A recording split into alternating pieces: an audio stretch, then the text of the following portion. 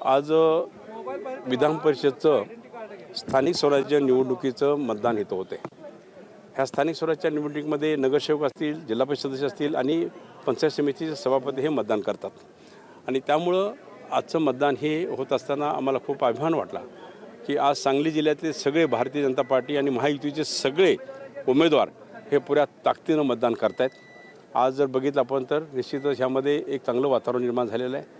कोणीही कुठेही गेलेलं नाही, सगळे 101% सगळे प्रेझेन्सी आहे आणि मतदान हे भाजपला आणि कदम साहेबांना हे आमदार करतील, आमदार झालेले निश्चितच आहेत। त्यामुळे आता फक्त मतदान व्हायचं आहे, फक्त मोजायचं आहे, फक्त बाकी काही अडचण नाही आहे। सातारामध्ये पण तशीच परिस्थिती आहे, सातारामध्ये पण मतदान 100% व्हायला लागलेलं आहे आणि हे सगळं मतदान जर गोळा केलं तर मतधिक्यानं आमचे उमेदवार, भाजपचे उमेदवार हे निवडून येतील असे मला विश्वास वाटतो।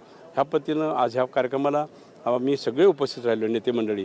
आज सांगलीचे आमदार दादा इथं उपस्थित राहिलेले आहेत आणि पृथ्वीबाबा आहेत, बाकी सगळे नगरसेवक सगळे उपस्थित आहेत आणि ह्या उपस्थितीच्यामुळं निश्चितच एक मतदारांना एक संरक्षण मिळतं आणि त्यांना एक अभिमान वाटतो।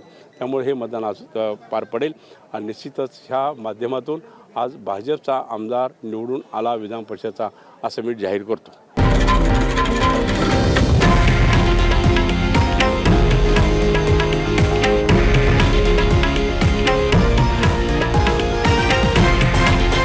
हे आहे देशातील नंबर 1 न्यूज नेटवर्क आणि आपण पाहत आहात TV9 मराठी, एकमेव।